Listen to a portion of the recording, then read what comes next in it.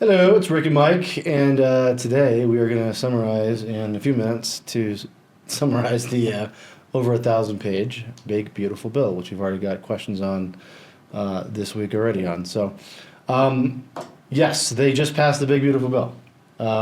Back to Trump's desk, it's been signed. Um, what the heck is in there? There's a lot, and what does it mean for you guys, our investors? So. I think first and foremost, the 2017 tax brackets that we were worried about expiring, those are going to continue. So you're in a lower for longer tax bracket, which is good news for most of us as far as how much tax we're going to be paying. So those have been extended permanently. So that we got that hanging around for a while. So when we talk about Roth conversions and that kind of thing, that advice is going to continue for a while at those levels. So. Everything's going to be inflated, but we're looking at pretty favorable lower for longer brackets for most people, generally speaking. The estate tax exemption, married couples, $30 million, a nice even number. Don't have to remember some random digits on the end of a couple $1,000,000. It's 15 and 30 million. So 15 single, 30 million, and that has been extended or made permanent as politics gets. So if you have an estate over $30 million and you are married. We have ways we can prepare you for that, but it is 40% tax above that limit. So make sure you're not going above 30 million without some planning there.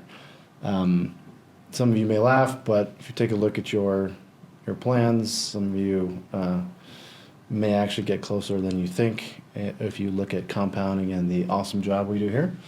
Keep in mind that's everything from your house, paintings, cars, to stocks and everything. So. Salt tax. Salt tax is a big one. Salt tax went up to $40,000. So, state and local income tax that is under 500K, you've got $40,000, and it starts to phase out over that. I think it fully phases out at 600K.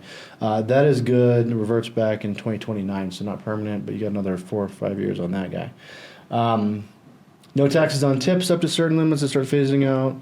No tax on overtime, and then over 65 and above, you guys get an extra $66,000 deduction on your standard deduction. So there's some things that definitely can change in there. Also, if any of you are renewable energy fans, the credits for residential are going to start to go down pretty quickly, and then commercial credits are going to go down and be totally gone by 2028. So any kind of commercial projects you got going on, finish those up.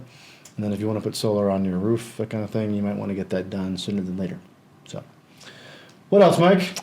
I was just looking at the bullets that we put together here for businesses on the business side. Bonus depreciation currently or previously was 40%. 100% bonus depreciation as of January 19th, 2025, made permanent. And then research and development, there was a 5-year amortization for domestic R&D.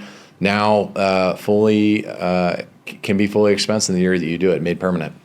So for businesses, as far as the investment they're making in those items, there's big tax incentives. So that's kind of the idea, is to get more investment in the near term. So we'll see, what happens there. But hard to see a crystal ball and what it means for markets, but I mean, most of this is fairly. The market just wants clarity, so they finally got a little bit of it. So, if we don't have that's a good point. More tariff problems, or we'll see how the market reacts. But the market in general wants to know, and now we know after we have a chance to read through 1,000 pages of bills. But highly incentivizing R&D and investing in your business, I guess, is a good way to say that. So we'll see what that means for the American labor force here. Other than that, mostly good news for the taxes. So I go back to the first point there. It's lower for longer. Look at your tax brackets. Look at your potential future tax brackets. I made permanent. I guess permanent is kind of a joke in the political world, but unless it gets reversed at some point down the line. But permanent is a good thing. So. One question, Rick, that we have gotten multiple times in the past month is what this is going to do to the deficit. Yeah. And the answer is obviously we don't know for sure. There's an argument on one side that this is going to widen the deficit over the longer term, but I've seen, $3 trillion Yeah. was the number that I Yeah, saw. yeah, yeah. Then I saw a figure that the tariffs are going to raise $3 trillion, which could offset it. I think that is yet to be seen. But over the longer term, it's going to be important for us to get our fiscal house in order in the United States. So, Yeah. we're keeping a close eye on that trend. Yeah. All right. If anyone's read all 1,000 pages, let us know. But Texas. thanks. See you soon.